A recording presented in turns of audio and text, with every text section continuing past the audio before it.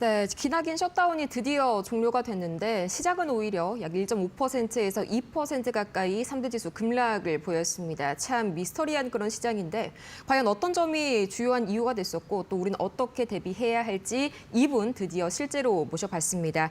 이 김장열 유니스토리 자산운용 본부장 이 화면 속에서 바로 현실로 나와주셨는데요. 또 이렇게 뵈니까 너무 반갑네요. 네, 어서 오세요. 네, 반갑습니다. 네, 실제로 이제 굉장히 좀 많은 걸 여쭤보고 싶은데 우선 네. 밤 사이에 뉴욕 증시가 정말 쉽지가 않았습니다. 이제 셧다운이 드디어 완전히 좀 마침표를 찍었는데도 그렇죠. 불구하고 지수는 급락이 나왔습니다. 이게 비단 뭐 세론 탓이라기에는 낙폭이 좀 과도하네요. 네, 그렇습니다. 이제 오늘이 목요일이니까 내일 남아 있는데, 네. 오늘은 미국은 목요일이고 오늘 금요일 남아 있죠. 네. 그런데 말이죠, 생각해 보세요. 그 셧다운이 해제된다는 얘기는 주가가 언제 반영됐어요? 월요일에 반영됐죠. 그렇죠. 이번 주 네. 내내. 약간. 그러니까 이미 반영된 거예요. 네, 그래서 오늘은 셧다운이 해제된 거 자체가 확인됐다 해서 셀온드 뉴스는 아니고요. 네. 오늘은 두 가지입니다. 한마디로 말씀드렸을 때는 연준 총재들이 나와서 일제히 한 세 분이 나오셨죠. 네. 금리 인하 그 만만한 거 아닌데 당연히 여기지 말어라고 경계심을 불러일으켰죠. 이게 가장 큽니다. 네. 금리 인하가 만약에 12월 달에 12월 10일이죠. 금리 인하가 불과 일주일 전에는 그 70% 확률로 갔는데 그렇죠. 오늘은 52대 48이 역전됐다고 하지 않습니까? 이거는 충격적인 거죠.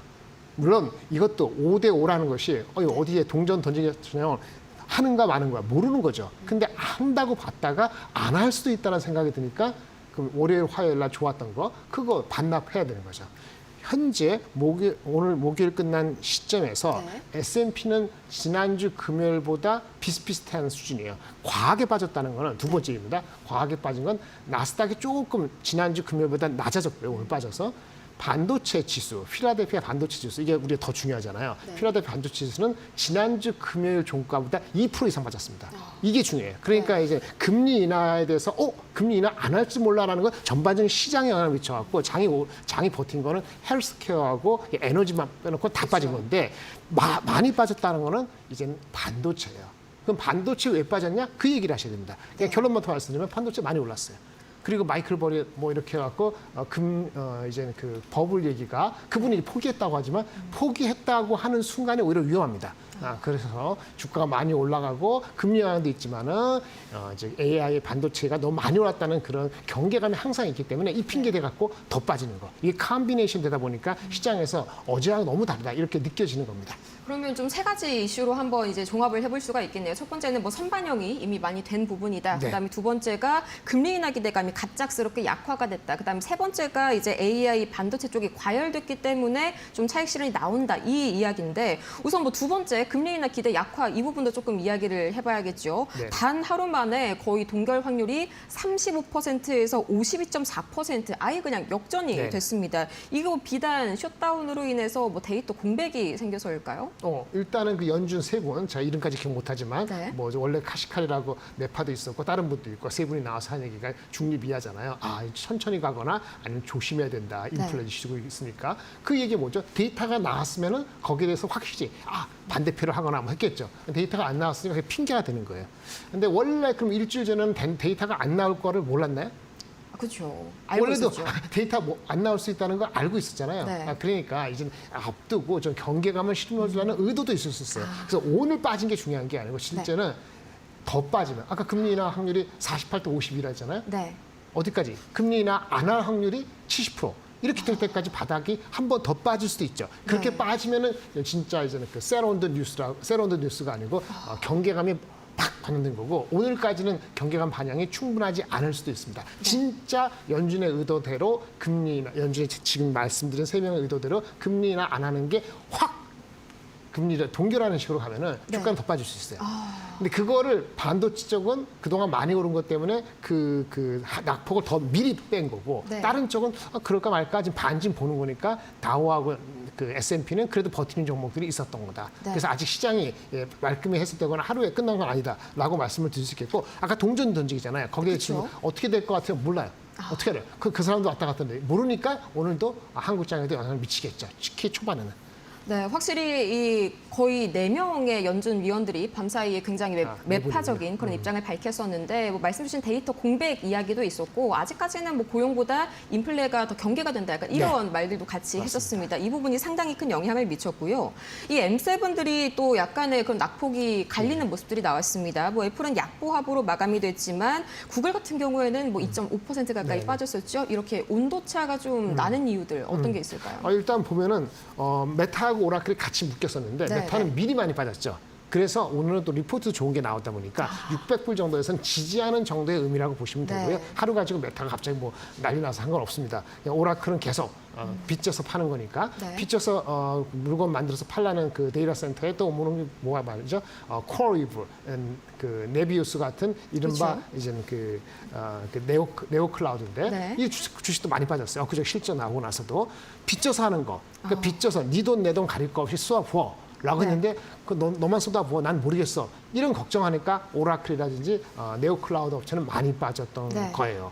반면에 애플은 투자를 많이 안 했죠. 그렇죠. 그 애플 인텔리전스도 늦게 하고 애플이 누구 힘을 받고 있어요? 구글의 제미나이를 이제 탑재해가지고 네. 하겠다는 식으로 여러 가지 옵션을 하면서 자기네들은 그렇게 어차피 늦은 거 그렇게 막 난리치지 않고 있거든요. 근데 네. 이런 장에서는 오히려 성방을 후발주자인 게 여기서는 그나마 하는 부사 거죠. 일생이었다. 약간 이렇게 좀 표현을 해볼 수가 있겠네요. 가장 구글하고 애플이 그나마 네. 그 우리 쟤네들이 캐펙스 투자를 할 때 매출이라든지 캐시플로우 흐름상 봤을 때는 네. 그다지 부담을 많이 갖고 있지 않죠. 확실히 내부는 쏠 수가 재무적으로 AI 인프라에 대해서 그렇죠. 그렇게 부담스럽지 않은 그런 투자를 집행한 그런 M7 종목들이 맞습니다. 상대적으로 좀 방어를 했다.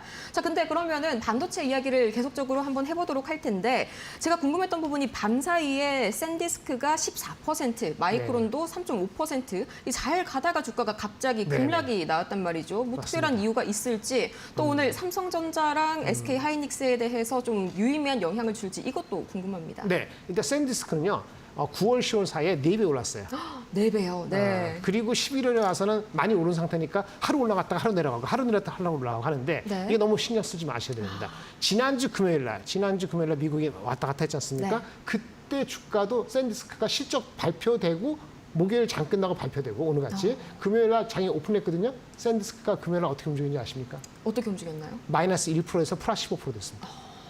그런 장이에요. 그러니까 절대적으로 주가가 많이 갔다. 그래서 언제든지 이익 실현을 하고 싶다. 아니, 4배 오르고 하루에도 마이너스인데 플러스 15 되는데 어저께도 그저께도 오르고 내일 오늘 빠지든 아무 문제 없습니다. 뭔가 특별한 악재가 있었던 건 아니네요. 아니 지금 이거 금리 네. 인하 안 한다니까 그럼 많이 오른 거 패야죠. 네. 근데 하고요. 밸류에이션이 또 밸류에이션 말씀하는데 샌디스크나 삼성이나 하이닉스나 마찬가지인데 오늘 키옥션 앞했는데 네. 랜드 가격이나 디램 가격이 한 달 사이에 엄청 올랐어요. 디램도 한 거의 더블 올랐고요. 현물 가격입니다. 고정 그런 건 다른데 샌디스크가 어저께 올라갔던 이유는 뭔지 아세요? 실적도 뭔가요? 발표되고 엊그저께 발표됐을 때는 가격을 50% 지난주였나? 50% 인상한다고 통보했다 그랬어요. 통보요 일방적으로. 근데 보세요. 이제 사람들이 좋은 것도 익숙해지면 네. 가격 올라 30% 50% 하시면은 처음에 막 주가가 이렇게 가파르 오르다가 어느 순간부터 익숙해지니까 내성이 생기죠. 그렇죠. 나쁜 의미가 아니고 좋은 의미가 아니고 50% 올랐다면 주가가 50% 오릅니까? 그건 초등학생도 아니고 유치원 안 나온 사람이지.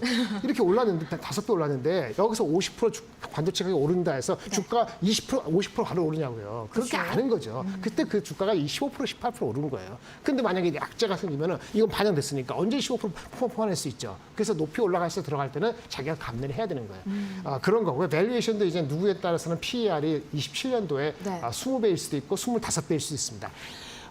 메모리 사이클에서 15배, 20배가 아니고 굉장히 어렵습니다. 그러니까 목에 찼을 수도 있어요. 만 네. 조금만 가격 내려갔다 하면 가격 둔화됐다면 바로 내려갑니다. 그게 샌디스크 같이 하나, 얘는 HBM도 없죠. 일반 D램도 아니죠. 그냥 낸드 하나잖아요. 그렇죠. 낸드 하나 이유가 하드디스크 드라이브, C게이트나 이런 게가 부족하니까 비싼 5배 비싼 그 우리 그 SSD를 네. 산다는 거 아니에요. SSD 없으니까 샌디스크가 과하게 평가됐을 수도 있어요. 그렇죠. 저는 개인적으로 이거를 이런 식의 쫓아가는 거 아니라 아니라 보고요. 마이크론은 그나마 골고루 갖고 있죠. HBM도 있고. 그는 괜찮은데 마이크론은 오늘 몇 프로만 갔다고요? 3.5%면 그나마 좀 선방했죠. 그거를 급락이라고 할 수는 없고요. 네. 물론 오늘 마치 애널리스트가 목표 주가 나온 게 어느 모건 스탠리인가가 네. 335원인데 이런 건 생각하지 마세요. 모건 스탠리 하이닉스 예전에 18만 원, 20만 원 부른 중에 갑자기 85만 원 부르고 내년에 삼성전자가 110조 나온다 그러고 그러니까 같은 계좌에서 마이크론도 뭐 330불에서 330불이면 지금 230불에서 50% 업사이드잖아요. 네. 될 수도 있겠죠. 근데 그 가정이 뭔지는 막 주가가 올라갈 때 흥분합니다. 그럴 때 주가가 한 번씩 이렇게 망가지죠. 망가진 거 아닙니다. 이게 오늘 3% 빠지고 또 3% 빠지면 이슈가 될 수 있죠. 총괄적으로 미국이 빠진 이유는 많이 오른 거 하나 있고 굳이 얘기하면 두 가지 묶으면 키옥시아라는 회사가 네. 발표했어요. 이거 일본 회사지만 그 낸드 만든 회사고요. 네, 어떤 내용인가요? 키옥시아는 하이닉스도 지분 갖고 있죠. 그렇죠. 실적은 나왔고 했는데 가이던스를 안 줬어요. 가이던스가 좀 안 좋았군요. 근데 말은 좋게 했어요. 쇼티지가 개선될 것 같다. 근데 가이던스는 안 줬어요. 그러니까 근데 뭐 그럴 수도 있지. 말 좋게 했으면. 그런데 최근에 주가 많이 올라가니까 더 희망적인 걸 불러일으켜 얘기했는데 안 나왔네? 그러니까 이런 게 찝찝하다고 생각을 했을 수도 있죠. 그거를 의미를 확대해서 하면 끝없는데 일단 많은 것들이 좋은 거가 긍정적으로 반영이 선반영될 수 있기 때문에 네. 좀 더 기다리는 템포가 필요한 시기에 이런 게 그 외부적인 영향과 함께 많이 올라간 주식이 내려갔다라고 보여지고요. 네, 그 그럼 정도입니다. 약간 주요한 이유가 이제 아무래도 기본적으로 주가가 워낙 단기 과열 양상을 띠고 있는 상황이었고 거기에다가 약간 부차적으로 이 키옥시아의 컨센서스에서의 약간의 실망감, 근데 그게 주요한 그런 이유는 아니었고요. 네, 그렇습니다. 이렇게 한번 좀 정리를 해볼 수가 있겠습니다. 그럼 이제 삼성전자랑 SK 하이닉스 이야기를 조금 더 자세하게 해보고 싶은데 최근에 엔비디아가 상당히 출렁이는 와중에도 주가는 상당히 좀 약간 선방하고 있다 이렇게 네. 평가를 할 수가 있죠. 이제 네. 본격적으로 약간 디커플링 현상이 일어난다 이렇게 봐도 될까요? 그렇게 보고 싶은데 네. 디커플 될 확률이 한 반이고 아닐 수도 있습니다. 마이크론 주가가 내려가면 하이닉스 삼성전자, 그러니까 마이크론이 3% 내려갈 때 하이닉스 삼성전자 똑같이 3% 빠질 필요가 없어요. 네. 하지만 삼성전자가 마이크론이 마이너스 3% 될 때 우리가 플러스 3% 되는 경우는 거의 없습니다. 그쵸. 그러니까 오늘 나쁘게 반영되겠죠. 다만 일주일 전, 지난주 금요일 날 출렁였을 때 하이닉스 삼성전자가 97,000원, 하이닉스가 58만 원 이렇게 59만 갔는데 네. 그렇게까지 안 빠진다면 이건 단기 있을 수 있겠고요. 그 정도까지 지난주 금요일처럼 아까 제가 말했을 때 미국의 주가는 전반적으로 필라델피아 반도체 지수는 지난주보다 2% 빠진 거잖아요. 많이 빠졌죠. 하지만 마이크론이나 엔비디아는 오늘 많이 빠졌다 하지만 버텼거든요. 네. 그러니까 삼성전자 하이닉스도 기술적으로 10만 원, 하이닉스 60만 원이 안 깨진다면은 네. 뭐 아직은 조금 더 지켜볼 수 있다 이렇게 말씀드릴 수 있습니다. 그럼 삼성전자는 10만 원을 지지선으로 보고 또 SK 하이닉스는 60만 원을 딱 그 단기적인 그런 판단의 가늠자로 사용을 하시면 되겠습니다. 그럼 내년에 HBM 시장에서 양사의 점유율은 거의 양강 구도지 않습니까? 이제 네, 비슷하게 가져갈까요? 아니면 여전히 좀 SK 하이닉스가 좀 우세할까요? 하이닉스가 훨씬 앞서죠. 아직까지는 물량, 그렇죠. 계속 그럴 겁니다. 네.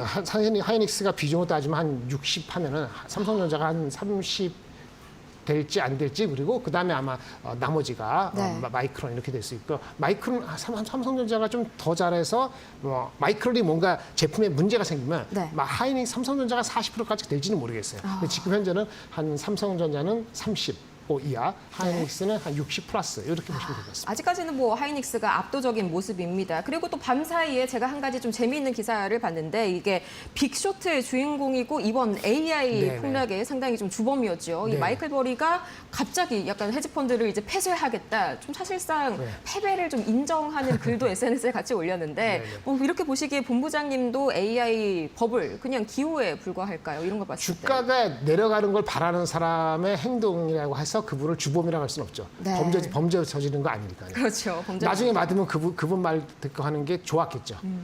그러니까 그렇게 얘기하는 건 저는 개인적으로는 그렇고요. 네. 이분 말이 틀린 말만 있는 건 아닙니다.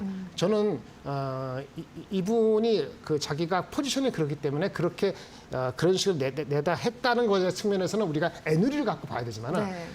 감가상각을 늘릴 수 있어요. 옛날 제품이 아니고 신제품들은 오래 쓸 수 있으니까 그것도 맞는 얘기고 새로운 제품은 듀어러빌리티가 좋아지고 그럴 수도 있어요. 단 문제는 네. 그러면 이제는 그 업체들이 빅테크 업체들이 그런 걸 임박했을 때 하는 게 맞잖아요. 신제품이 그렇죠. 언제 나왔을 거예요. 이게 만약 추론형으로 되고 해서 감가상각을 늦게 해도 그렇게 해야 돼. 할 수 있다는 확신이 든 거는 작년 하반기부터예요. 근데 구글이고 다른 업체들이 감가상각을 늘린 게 언제인지 아세요? 언젠가요? 그러니까 사람들이 그런 얘기 안 하죠. 22년, 23년이에요. 22년, 23년에 그렇게 출원형 그 제품에 대해서 예상을 했을까요? 아닙니다. 그러니까 뭐냐면은 투자가 많이 되는 거 부담을 느꼈기 때문에 네. 당연히 그런 거를 회계 부정은 아니지만은 그렇게 감가상각을 미리 줄인 거예요. 그러니까 22년, 23년 했기 때문에 그 친구가 얘기한 것도 맞아요. 네. 근데 우리 업계에서 얘기한 거 신제품이 23년 지나서 24년, 25년 되면서 신제품이 나왔고 네. HBA 블랙도 나오고 그것이 더 듀러블리티 좋고 그다음에 아까 말한 것처럼 발열도 줄이고 그다음에 출원형 되니까 길게 쓸 수 있고 그 상황은 작년 말부터니까 이게 반은 맞고 반은 틀리다. 어차피 시장은 올라가길 바라는 사람이 많고 힘으로 밀어붙이기 때문에 네 돈 내 돈 관계 투자하니까 이분이 일단 진 거죠. 그거하고 네. 그 버블론이 안 일어날 것이냐 그건 다릅니다. 버블론은 또 일어날 겁니다. 근데 버블론은 계속 일어나는데 버블인지 아닌지 봤을 때는 저는 한 30% 확률은 버블일 수 있는데 30%? 버블이라 하더라도 그게 언제 터질지는 아무것도 몰라요. 시장의 유동성이 많으면 안 터지고 네 돈 내 돈 관계없이 그냥 가는 거예요. 그건 앞으로도 할 얘기 많으니까 오늘 이 정도로 하죠. 네. 그럼 뭐 단기적인 시험대가 이제 엔비디아 실적 정도가 될 그렇죠. 텐데 뭐 간단하게 관전 포인트 몇 가지 짚어주실 수 네, 있을까요? 컨센서스는 내년 이번에 발표되는 것이 아마도 지난 작년 동기 대비했을 때 한 54, 5% 정도 성장한다고 증가됐다고 보고 있어요. 네. 그 숫자 미스하면 큰일 납니다. 그거하고 가이던스가 좋아야 됩니다.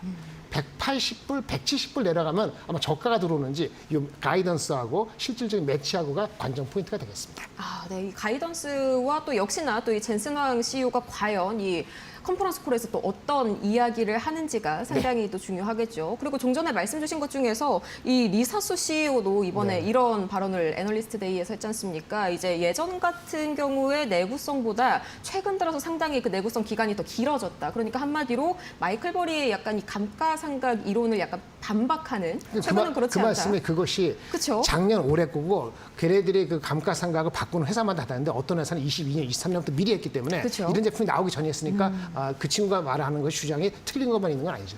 네, 이렇게 들으니까 한눈에 현재 AI 버블론의 실체에 대해서 좀 윤곽이 잡히는 것 같습니다. 지금까지 김장열 유니스토리 자산운용 본부장 모시고 이야기 나눠봤습니다. 유익한 이야기 고맙습니다. 네, 감사합니다.